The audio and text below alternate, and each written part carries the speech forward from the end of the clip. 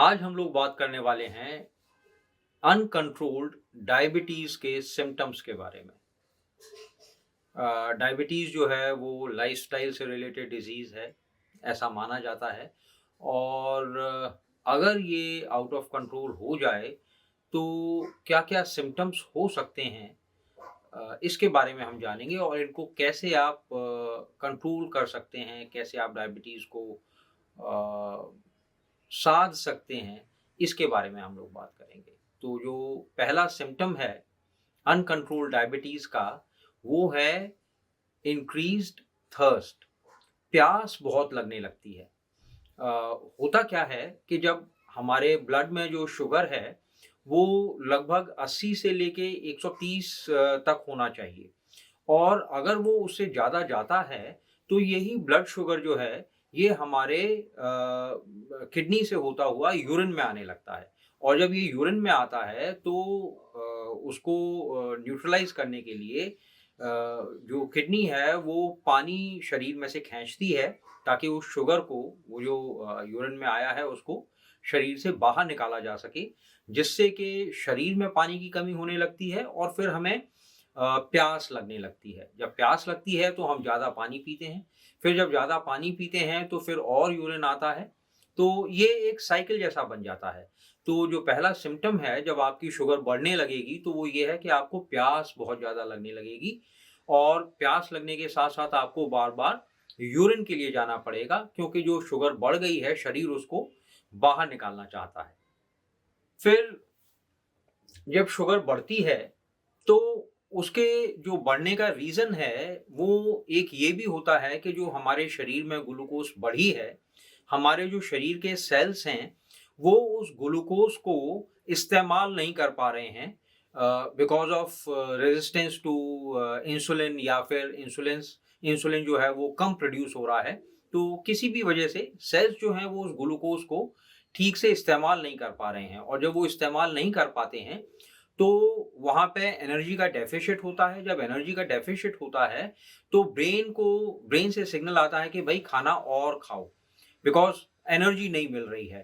तो हालाँकि हम खाना खूब सारा खाते हैं, उसके बावजूद भी क्योंकि सेल्स को वो ग्लूकोज़ और वो एनर्जी अवेलेबल नहीं हो पाती, इसलिए हमारी जो भूख है, वो बढ़ जाती है। और भूख बढ़ने की वजह से शुगर और बढ़ती है, शुगर और बढ़ती है, तो फिर वही प्रोसेस होता है, वो यूरिन के थ्रू निकलता है, हमें प्यास बहुत ज़्यादा लगती है और फिर बार-बार यूरिनेशन के लिए भी हमें जाना पड़ता है। और फिर जब सेल्स को एनर्जी नहीं मिल पाती, खाना खाने के बावजूद भी, हाई शुगर के बावजूद भी, तो शरीर क्या करता है कि जो फैट सेल्स हैं, जो फैट है शरीर में स्टोर्ड, और जो मसल्स हैं, उनको शरीर एनर्जी के लिए खाना शुरू करता है। और जब उनको खाना शुरू करता है, तो अचानक से वेट लॉस होने लगता है। जब वेट लॉस होता है, तो शरीर का वज़न फटाफट गिरता है, शरीर में फैट की कमी होने लगती है, शरीर में मसल्स जो हैं वो उनका ब्रेकडाउन होने लगता है।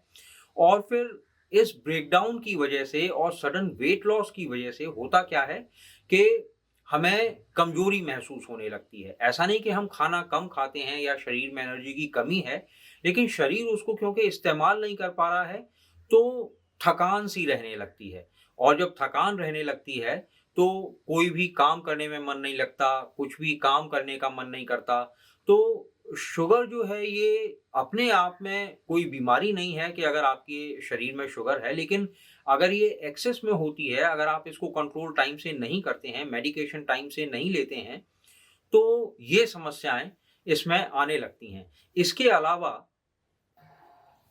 हमारा जो विज़न है, जो हमारी आई साइट है, वो ब्लर होने लगती है। उसमें धुंधलापन आने लगता है, क्योंकि जो लेंस है, वो शुगर की वज़ह से अपने अंदर पानी को खींचता है, जिससे उसका जो साइज़ है, शेप है, उसमें परिवर्तन आता है और जो हमारा विज़न है, वो धुंधला हो जाता है। और अगर हम शुगर का ध्यान नहीं रखेंगे, टाइम से इसको कंट्रोल नहीं करेंगे, तो हमारी जो आई साइट है, उसपे भी फ़र्क पड़ता है। और एक्सेसिव अगर शुगर बढ़ जाए, तो आईसाइट जो है वो जा भी सकती है।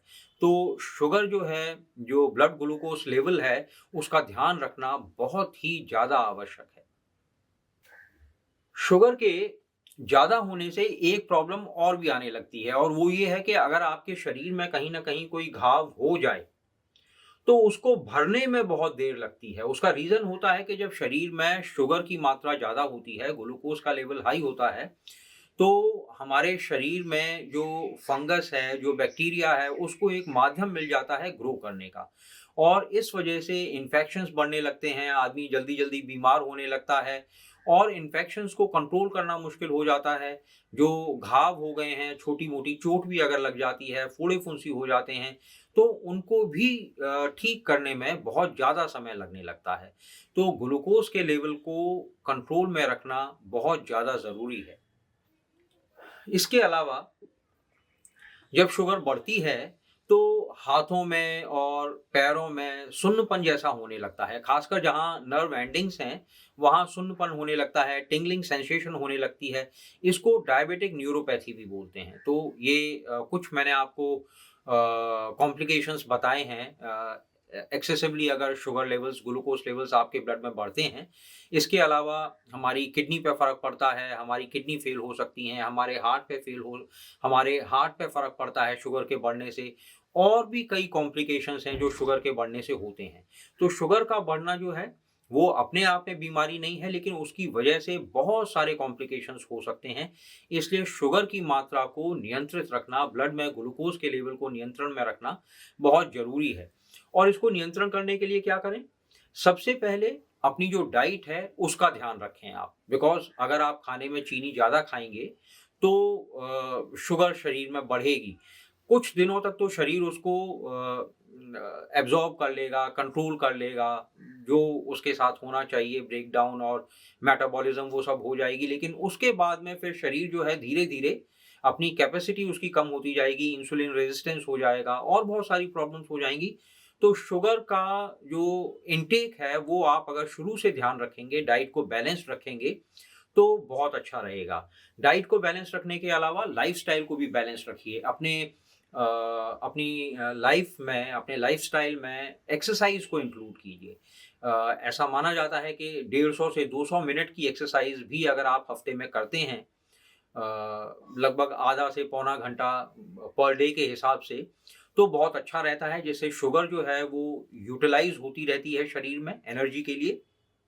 इंसुलिन रेजिस्टेंस जो है, वो डेवलप नहीं होता है, अगर आप एक्सरसाइज़ प्रॉपर करते हैं, डाइट को मेंटेन रखते हैं। तो इन दोनों चीज़ों का ध्यान रखिए। इसके अलावा अगर आप प्री डायबिटिक हैं या डायबिटिक हैं, तो अपने डॉक्टर की सलाह ज़रूर लें, उसके संपर्क में रहें, अपनी जो शुगर लेवल्स हैं, वो रेगुलरली चेक करते रहें और सबसे इम्पोर्टेंट जो भी मेडिकेशन आपको प्रिस्क्राइब की है डॉक्टर ने, उसका ध्यान आप रखें। समय से मेडिकेशन लें और अगर इतना करते रहेंगे आप, तो शुगर लेवल जो है वो आपका कंट्रोल में रहेगा और इसके अलावा जो हमारे शरीर का वज़न है, एक हेल्दी वेट जो है वो मेंटेन करना बड़ा ज़रूरी है क्योंकि अगर वज़न बढ़ेगा तो डायबिटीज़ के साथ-साथ और भी लाइफ़स्टाइल से रिलेटेड प्रॉब्लम्स जो हैं वो हो सकती हैं। तो इतना आप ध्यान रखें। शुगर अगर बढ़ती है तो ये बहुत ही खतरनाक बात है शरीर के लिए। इसको संतुलन में रखें, बैलेंस में रखें और लास्ट में फिर मैं आपको यही कहूँगा कि एक बैलेंस्ड लाइफ़ जीना बहुत ज़रूरी है। आयुर्वेद भी यही कहता है कि लाइफ़ जो है वो बैलेंस्ड होनी चाहिए। तो keep your life balanced and regular intake रखें खाने का, टाइम से खाना खाएँ, बैलेंस्ड खाना खाएँ, एक्सरसाइज़ करें और अगर आपको डायबिटीज़ है या कोई भी इससे रिलेटेड प्रॉब्लम है, तो आप अपने डॉक्टर की सलाह पे काम करें और जो दवाइयाँ उसने प्रिस्क्राइब की हैं, उनका समय से जैसा बताया गया है वैसे इंटेक करें, ताकि आप एक स्वस्थ और अच्छा जीवन जो है, वो जी सकें। तो आज के लिए इतना ही। मुझे उम्मीद है कि आज का जो वीडियो है वो आपको काफ़ी कुछ जानकारी दे पाया होगा। इस पे अगर आप अमल करेंगे तो आपको यकीनन लाभ होगा और अगर ये वीडियो आपको अच्छा लगा हो तो प्लीज़ इसको लाइक कर दीजिएगा, शेयर कर दीजिएगा और अगर आपने अभी तक हमारे चैनल को सब्सक्राइब नहीं किया है तो प्लीज़ इसको सब्सक्राइब भी कर लीजिएगा ताकि आने वाले जो वीडियोज़ हैं उनका नोटिफ़िकेशन आपको टाइम से मिलता रहे। So with this I would like to end this video. Thank you very much. Have a great day.